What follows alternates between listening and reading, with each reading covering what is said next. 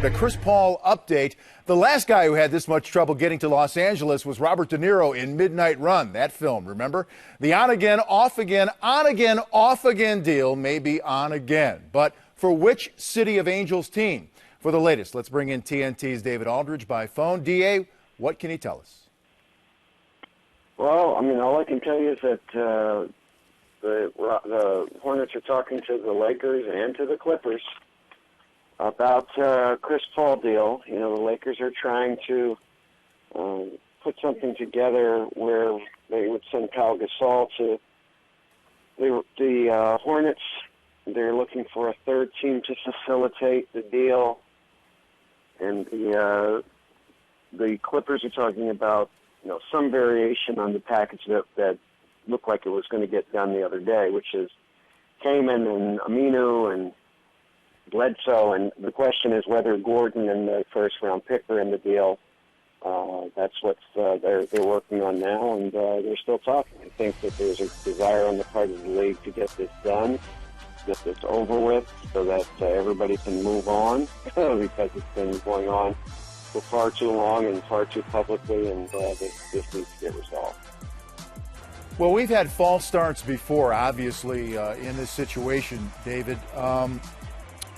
Are you a little closer to being convinced that one of these teams can get it done here? Because, like you said, there's an urgency for New Orleans to try to come to a conclusion here. I am never going to be convinced that this deal is done until it's done. I'm just, there's no, there's too many false starts. There's too many false alarms.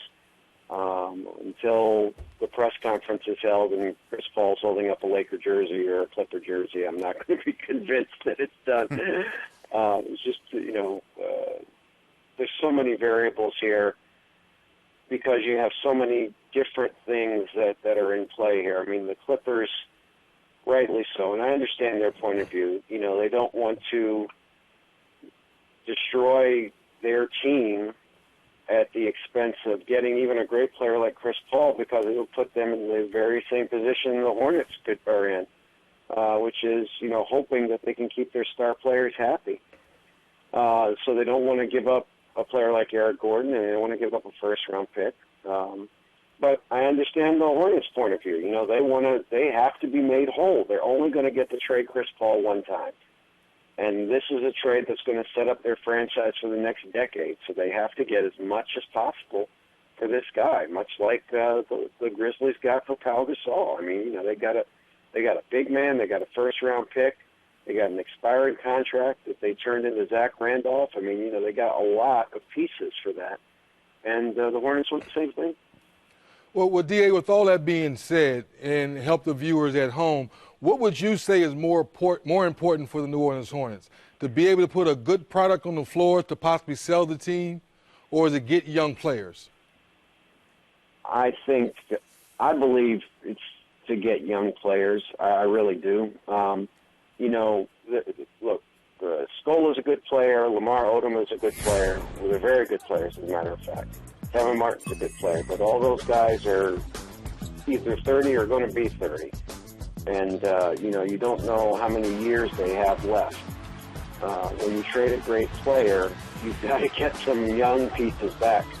The man sitting next to you, I'm sure, remembers what happens when a young player gets traded for a couple of old players. The young player does very well, and the team that gets the old player does not do well at all. So, you've got to be careful about making a trade like that. You've got to get the right guys, right pieces back. That pick that the Clippers have is a very valuable pick. Next year's draft is going to be a very good draft, and it's a very valuable piece. So, especially if you're trying to sell the team, I mean, you've got to have a low payroll, but you've also got to have some hope. In 3 or 4 years that this thing can turn around, and that's what the young players will give you. All right, David, thank you very much for the information. Like the lockout, you used to say that both sides have to give a little bit in order to make a deal. So we'll see where the giving and the taking takes place and which team may end up with Chris Paul. Thank you very much. All right, thanks, guys. All right, fellas, I'll pose this to you. which team is it more important to get a Chris Paul? Would it be the Lakers or the Clippers? The Lakers won a championship, and if they don't win a championship, it's a failure of a season. So if they're casting their lot higher, saying it's all or nothing, Chris or bust, and it's more important to them rather than a team saying, hey, we have some good young players, we want to make the playoffs, maybe next year we'll be good, maybe next year we'll be good.